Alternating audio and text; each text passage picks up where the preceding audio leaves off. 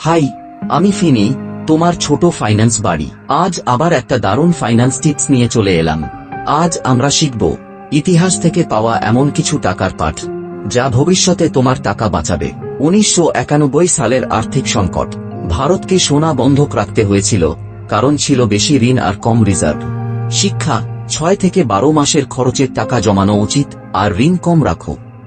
.com bubble, 2000 সাল।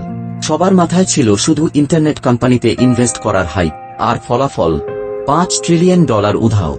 শিক্ষা, শুধু হাইপ না, বুঝে শুনে ভাগ করে ইনভেস্ট করো।